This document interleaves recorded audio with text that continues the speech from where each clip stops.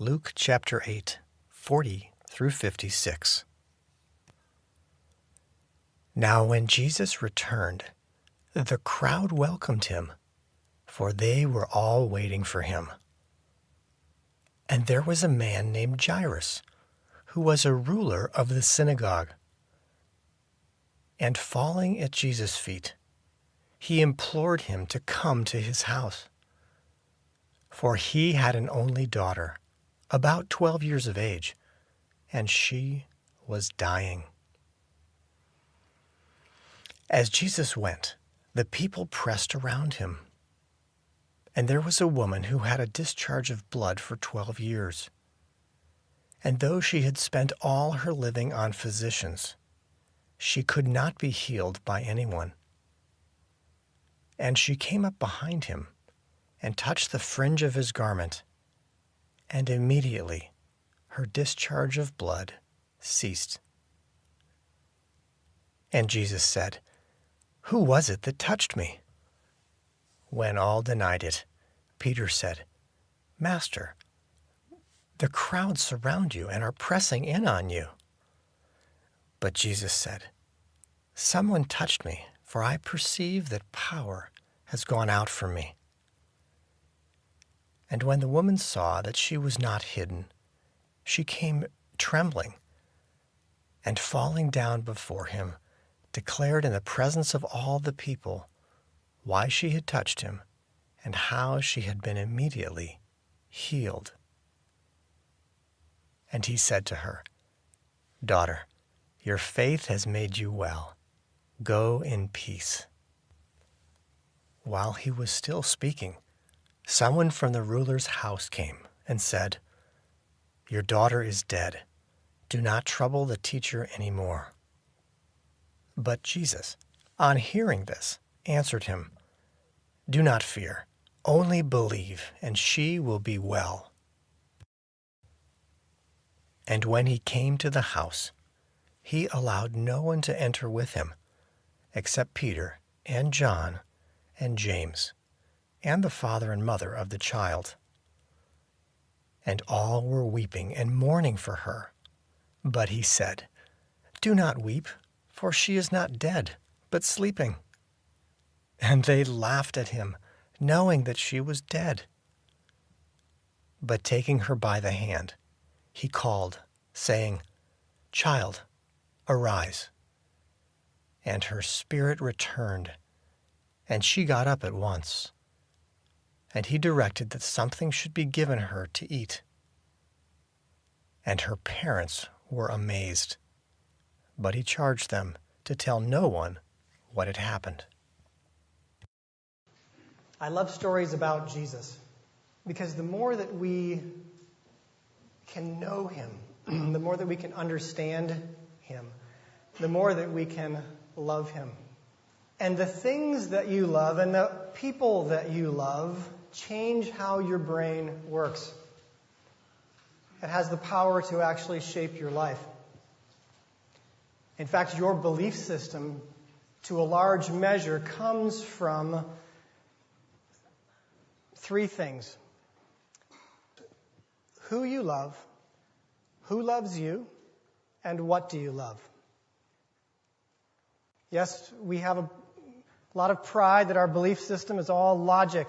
We know that what we believe is true, but I'm going to tell you today, to a large measure, it comes from who you love, who loves you, and what you love. So who you love. If you love Jesus, that's going to shape your mind. But growing up, who I loved was not Jesus. Who do most kids love growing up? Sports figures. Those are going to have a powerful influence on what you believe is true. Who you love means who you believe has the good stuff. Who do you think really has it made? Who gets to call the shots? In my case, it was James Bond. Doesn't have to be a real character. It can be a fictional character. But whoever you love and you say, that guy, he gets the good stuff. I want to be like him. But who you love dramatically will affect the direction your brain and your life will go, what you want to believe is true about life. who you love. Who loves you? Or who would you like to love you? What people group would you like to love you? Obviously, your family is going to play a huge role in that. So what you choose to believe, what you want to believe, is going to depend for a large measure on who you want to love you.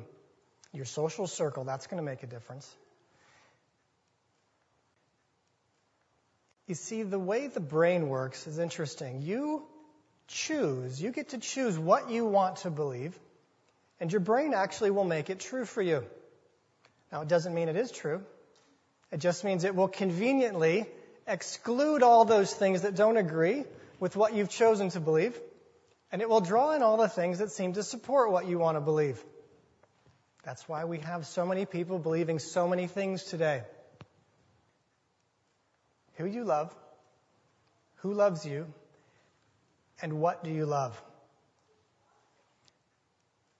Well, that would be in brain terminology. Where do you get your dopamine? Dopamine is the chemical in the brain that motivates you to do the things that you want to do.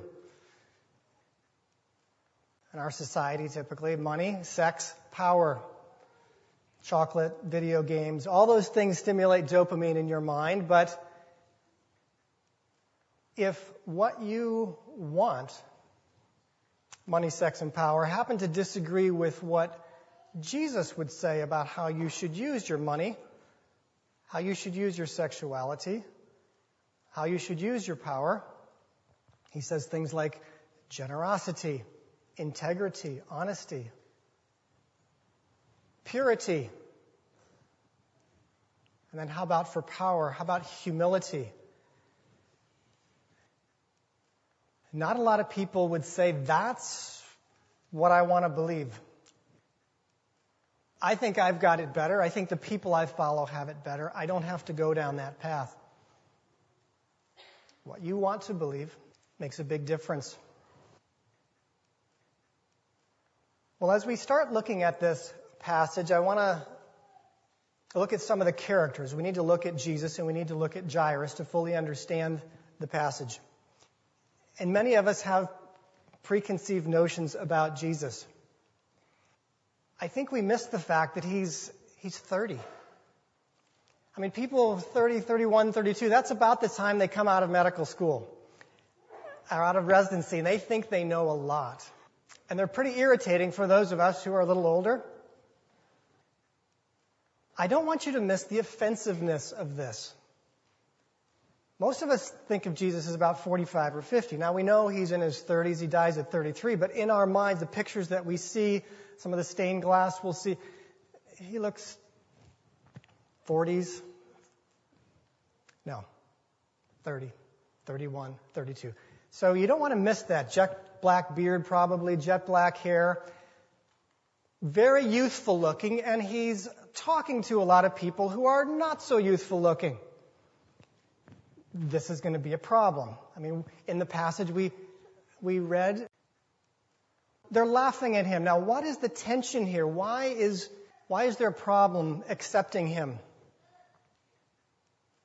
Well, most of our politicians are not 30 when they get elected. They're usually about the time we would want Jesus to be, 45s, 55, something in there. He's 30, 31, 32. And then we've got the bit about his education. Ooh, that rubs people the wrong way. He wasn't formally educated by any of the people who are disagreeing with him. In fact, he has no formal education. The Greek word says tekton when it describes what he does for a living. Tekton. King James translated carpenter, and certainly it can mean carpentry, but it's a builder, it's a construction worker. He works with wood, but he also probably worked with stone.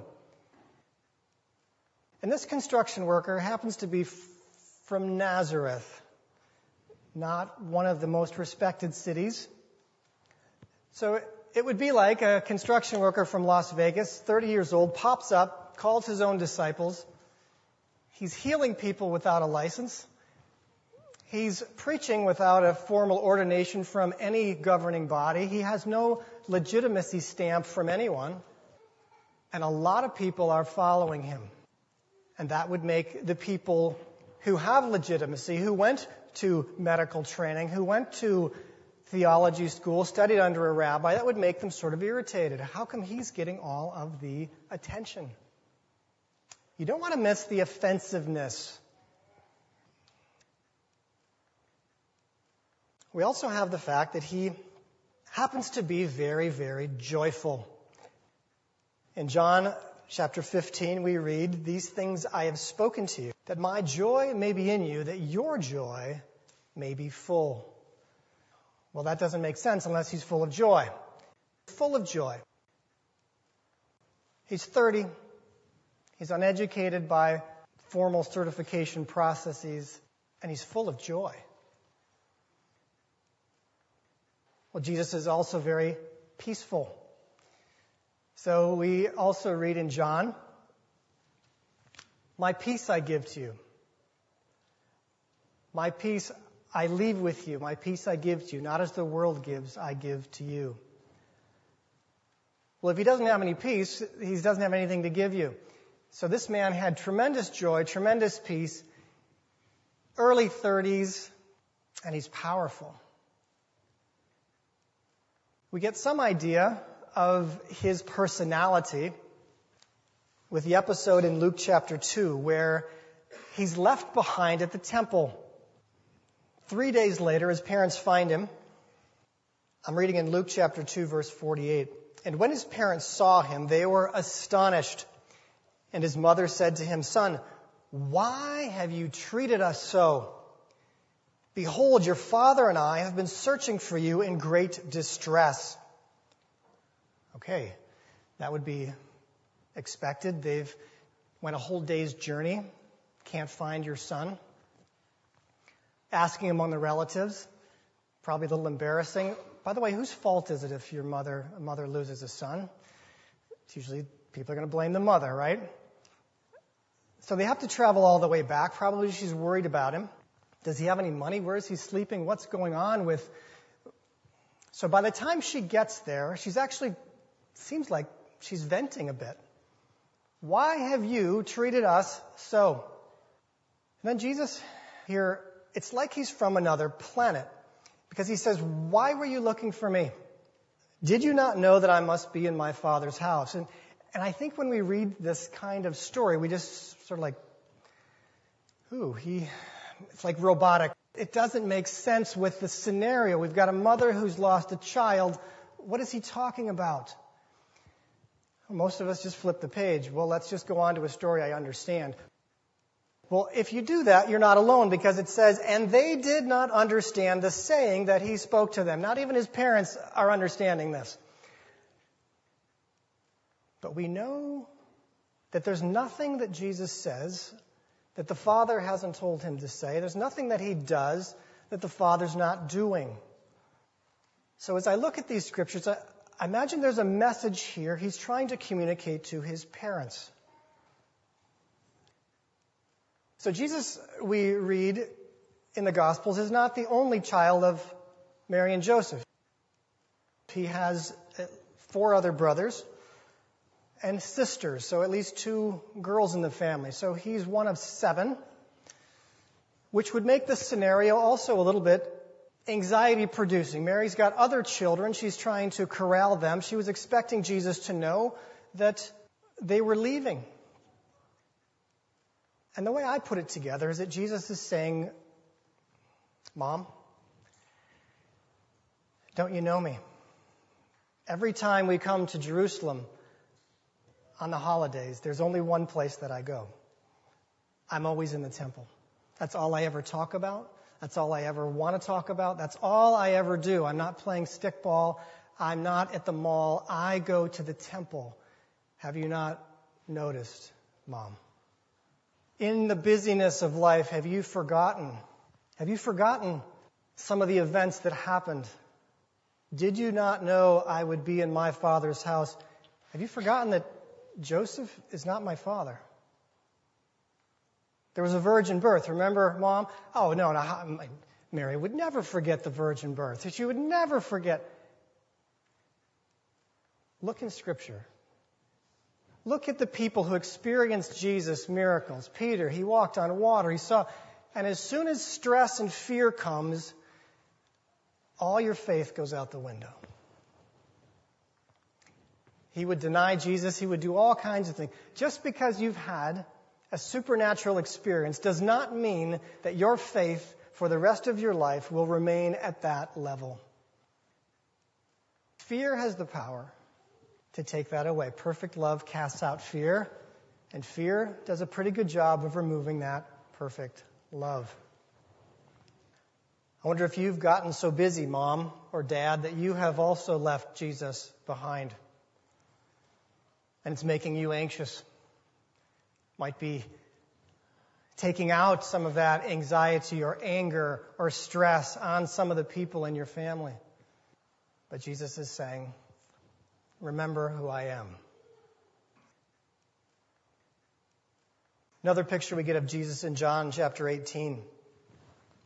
This is at the end of his life. He has been arrested. They have finally caught up with him. They've got him in chains, and he's before the high priest.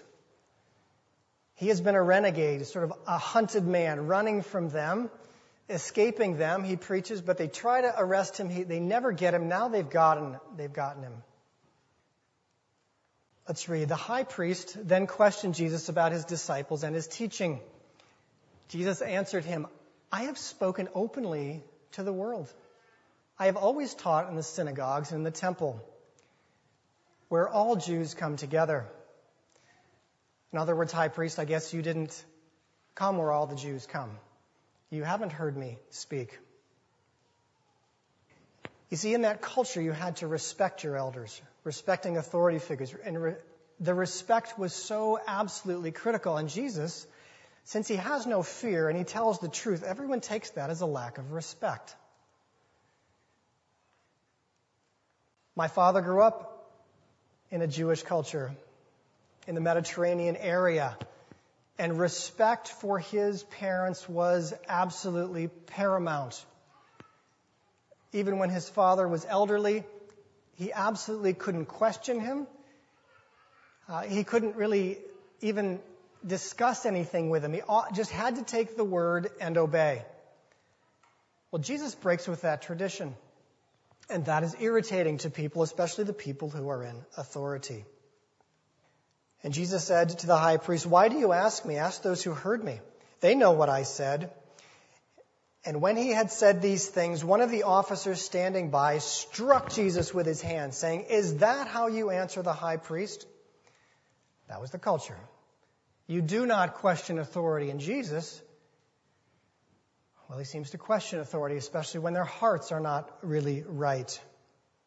Jesus answered him, if what I said was wrong, bear witness about the wrong. But if what I said is right, why do you strike me? Wow, he's just speaking truth, unintimidated, when he knows that they're going to kill him.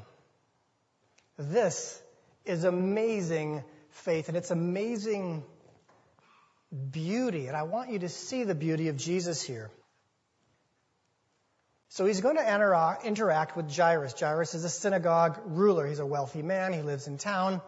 Oh, he lives in the same town as Jesus. He lives in Capernaum.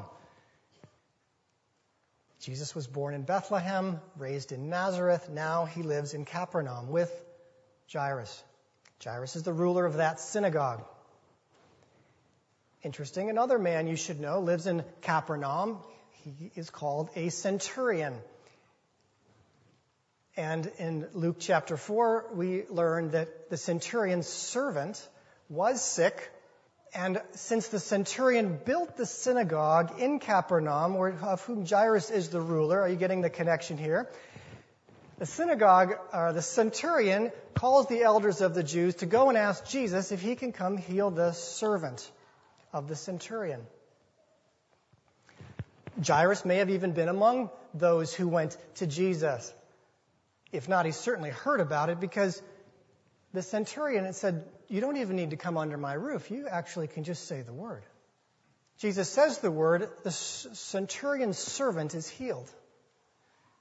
Oh, do you think that spread throughout Capernaum? Would everyone have heard about that? Had Jairus heard about that? Oh, of course he'd heard about that. In fact, we read in Luke chapter 4 that Jesus already spoke in the synagogue at Capernaum, of whom Jairus is the ruler. Is it going to make any difference in their interaction if they actually know each other? Well, relationships make a difference. So Jesus arrives on the beach. Jairus is there. He falls before him to his knees, and he asks him to come and heal his daughter. Only daughter who is dying. Well, Jesus agrees to go with him, which is interesting because it appears that they might have been at odds. One of the questions I would think that Jesus might have asked Jairus there at the beach is, Jairus, was your daughter sick yesterday? Because it appears that he was in town yesterday. Was your daughter sick yesterday?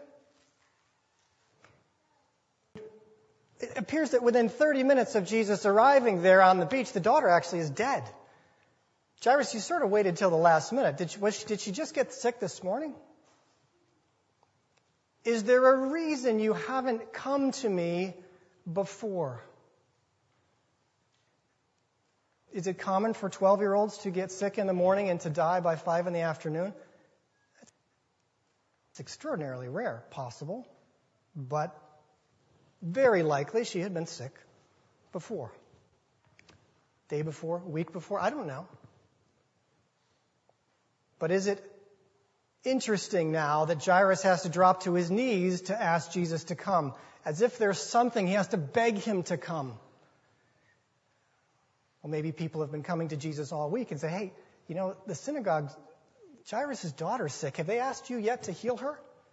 Everyone knows she's sick. I mean, this kind of word travels. The new doctor from Jerusalem just arrived to see if he can help. Have they asked you yet, Jesus?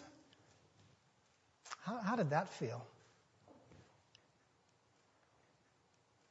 The other thing Jesus could say to Jairus is, Jairus, the centurion asked me to heal from a distance. I see you want me to come to your house. Where is your faith? Everyone knows I can heal from a distance. You were in on that. It's interesting that Jesus meets him where he is and goes with him. How do you do when there's an adversarial relationship and suddenly you have the upper hand? How does that go for you? A lot of posturing, a lot of walking around, a little strutting. Now you need me. Now you need me. Now I've got you where I want you. Or how do we do in our families? Oh, I told you so. I told you you'd be coming back to me. We get none of that from Jesus. We see something absolutely beautiful about his character. He doesn't need to boost his ego at anyone else's expense. And I think there's a reason that he doesn't tell Jairus he's going to heal at a distance. It's because Jairus doesn't have just one problem. He actually has two. He has the problem of his daughter, but he also has the problem of his social circle. Neither of them can he heal on his own. He's going to need Jesus to help him with both of those problems.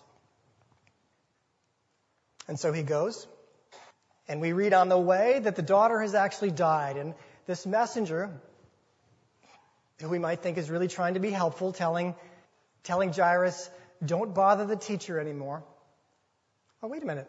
We read in Luke chapter 7, an important thing happened not far away. It happened in Nain, where there was a woman, a widow, who had a son, and her only son had died. And Jesus happened to come into town and raise the boy from the dead. And it says, and word of him spread throughout Judea and the entire region. Do you think they heard about raising someone from the dead in Nain? It'd be very unusual if that word didn't travel 10, 20 miles to Capernaum. But this messenger has the nerve to come and say, Jairus, would you come back? No need to bother the teacher anymore. No need to bother the teacher anymore. You see, he's sent to separate. They know that Jairus has finally broken down to go to get Jesus because his social circle does not want Jesus around. They don't want him to heal. They don't want him to be famous. They don't want him to do anything. And he's saying, Jairus, we want you to come back because the girl's dead, but not with him. Jesus says, just believe. And they go together and they walk into the house. And there is weeping and there is mourning and wailing. And Jesus says, again, something that most of us, we would say, I do not understand. Because he says, why are you weeping? The girl is not dead. She's sleeping. And I pondered that because he doesn't waste any words. Everything he says has meaning. But why would he say something like that at a time like this? Because it gets laughter. If he's truly humble, why doesn't he just go in, not say anything, raise the girl, slip out? That would be, I would think, the humblest thing to do. Or if you were maybe like I would do if I was the Messiah, I would say something like this. Look, I'm the Messiah, and I'm here. I'm here to help out. So good to see you. I'm so sorry you've been having a rough day today, but I'm here to help. I just want to make sure I don't offend anybody here. I'm going to try to help, but especially you doctors in the audience, I know you've tried so hard. I don't want to offend any of you. This is a really tough case. Hope I get a chance to shake each one of your hand because the Messiah it's actually an office. The government shall be upon his shoulders. And so I'm really hoping that I can get all of your votes. Now, let's turn to the girl. Have we been able to verify that she is, in fact, dead? Let's get one of the doctors to come verify, in fact, that she's dead. She's cold, she's blue, she's not breathing. Yes, doctor, thank you, she is dead. Okay. I'd like to see a show of hands now. How many believe, or how many don't believe, that I can raise her from the dead? Oh, all the hands are up, and there's some laughter I see. Well, obviously very opinionated. I can use some of those opinions in my kingdom. So what I'll do now, some of the people with your hands up, the Pharisee, the scribe, the doctor, yes, come, and some of the synagogue rulers, let's get around the bed while I do this. If you are a self-promoter, right? You find the doubt, you confront it, and now you've got some fans.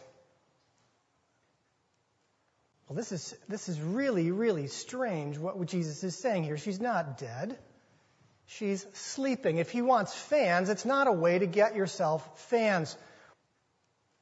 Why does he say this? I believe there are a few reasons. Number one, they had heard about him raising the boy in Nain. And when they sent the messenger, surely somebody would have said, well, listen, he's raised the boy in Nain. Maybe he could do that here. And probably they would have said, oh, that was Nain. It's just a little town. There are no doctors there. There was a poor widow. The boy wasn't dead. He was probably just sleeping. And so Jesus walks in and he said, why are you weeping? She's not dead. She's sleeping. Possibility. And there's another possibility. When they laugh, let me ask you this question. How easy is it to change from true mourning to laughter? How easy is it from going to absolute sorrow and grief that this 12-year-old has died to laughter? It's actually not very easy. I mean, you might say, you might get angry, you might do, but laughter? I believe what Jesus is saying to Jairus. He's saying, Jairus, these people in your home, your social circle, your friends, they're not really mourning. They're not actually really your friends. They would rather your daughter stay dead than for me to heal her. Make a note. Make a note. These are your friends, Jairus. You're a synagogue ruler. You see, wealthy people have a problem. And the problem is their social circle. Because your social circle typically controls what you believe or what you need to believe, what you think you should believe, what everyone says is politically correct. And Jesus was not politically correct then, and he's not politically correct today. Interesting how little has changed in all of the years that have passed. They hated him then, they hate him today. Jairus, these people are interested in just furthering the control they have over you and their economic situation. They're not actually interested in your grief or what you love. Make a note. The last thing that I think Jesus may be doing, and this is fascinating to me, is if he says she's not dead, but she's sleeping. When she is raised from the dead, they can say, oh, she was sleeping. Jesus is giving the people who don't want to believe a way out. That is crazy to me. I thought he was sort of like I was being a minute ago, this messianic vote gatherer. No. If you don't want to believe, Jesus actually will help you find reasons. Look, if you want to believe that you just arrived here from pure evolution, that matter came together, organized itself, and here we all are, you will find scientists to help you believe that. Well, you're welcome to believe that. So Jesus is having grace with Jairus, saying, Jairus, I will help you with your faith. He's having actually grace with the audience, saying, you don't have to believe this if you don't want to. He's not saying, as soon as I raise her, I'm hoping this will go viral and get the word's going to get out so that I can start being a little more popular. And by the way, Jairus, if you, your wife, and your daughter, I'm going to be on trial in Jerusalem coming up. I'd love you to support me there. What does he say to Jairus? Jairus, don't tell anybody. What? That's why I'm here, to try to help you see this character of Jesus is so unusual. He's not self-promoting. He's not using guilt. He's not using shame. I mean, if you just raise someone's daughter from the dead, you could actually call in a favor. He is the synagogue ruler. No pressure. How do you do with your use of guilt, shame, manipulation, when people owe you something? How are you putting pressure on, I did this favor for you? Most of us respond the same way the world does, with control. I don't want you to misunderstand me. The fact that Jesus doesn't try to control Jairus, and he doesn't try to control his potential fan club or the people who he's at resistance with. He's not trying to win them over. He's sort of letting them off or giving them an excuse. Don't misunderstand that he doesn't care or that it doesn't matter if they believe or not. There is nothing that actually matters more. In fact, at the end of his ministry, after he's done all these miracles in Capernaum where he lives, including these that we've talked about today with the centurion, the woman with the hemorrhage, and Jairus' daughter, as well as others, Capernaum still is against him, his hometown. And he pronounces this judgment. It is in Matthew chapter 11, verse 23. And you, Capernaum, will you be exalted to heaven? You see, they still thought that they were going to be God's favorite, the best. You will be brought down to Hades. For if the mighty works done in you had been done in Sodom, it would have remained until this day. if the mighty works done in you had been done in Sodom. But I tell you, it will be more tolerable in the day of judgment for the land of Sodom than for you. Wow. Oh, it matters. It matters. But he's looking for a few things. He's looking not just for fans. He's looking for people whose hearts resonate with his goodness. He's so incredibly good. And he's so beautiful. And people who say, that's what I want. Even though he says things I don't understand, that may even be offensive to me. Eat my flesh and drink my blood. I mean, he says a lot of things that just don't go over real well. There's something so beautiful about him. I've got to keep pursuing him. And those are the kinds of people that he wants.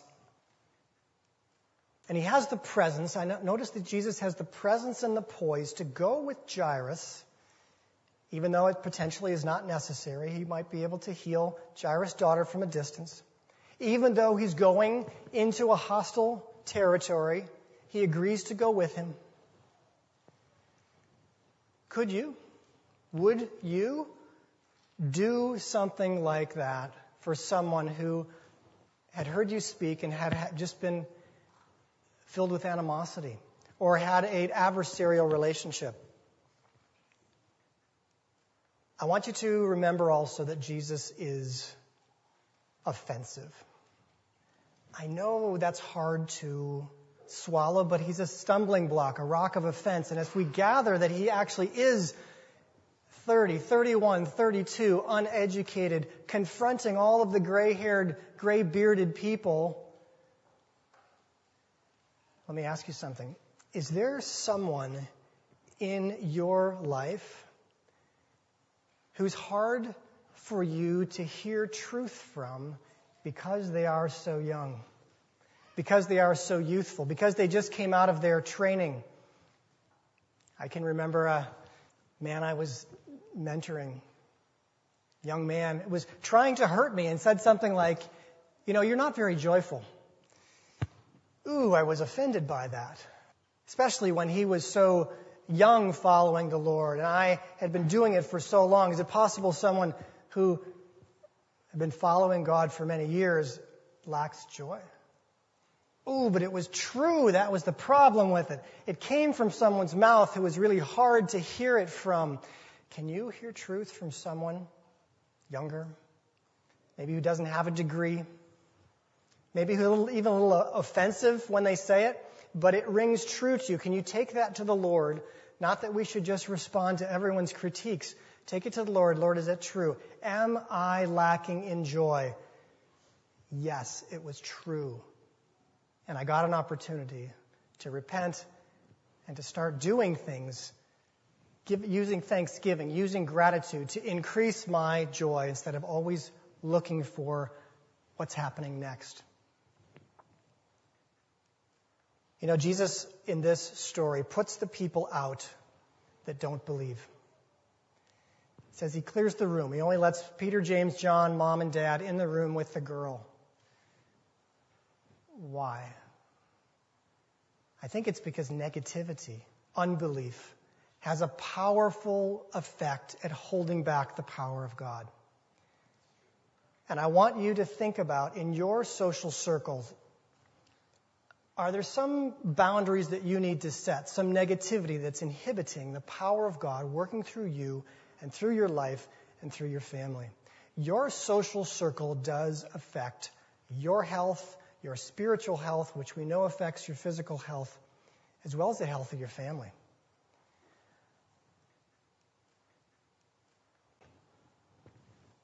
In our world today, it's hard to actually get silence, to actually be alone with our thoughts. We get in our cars and on comes the music, and at home, looking at our phones, as soon as we stand up, they come out. Wow. All that is harming your ability to hear from God. So I bless you. I bless the ability not to use guilt, manipulation, or obligation to control those around you. You don't need to. You can trust your Father. I bless you to be able to hear hard words from people that you don't like and that are hard to hear them from. If God is speaking, you will hear his voice through Balaam's donkey or through anyone. That you will have the humble heart to hear hard words no matter what source they come from. I bless you to be honest about how those around you are affecting you and your relationship to God and your walk. And I bless you to be able to follow truth wherever it leads and whatever it costs you and whoever doesn't agree with you, especially in your social circle. The Lord bless you and keep you. The Lord make his face to shine upon you. Lift up his countenance on you and be gracious to you. The Lord lift up his countenance on you and give you peace. Thank you.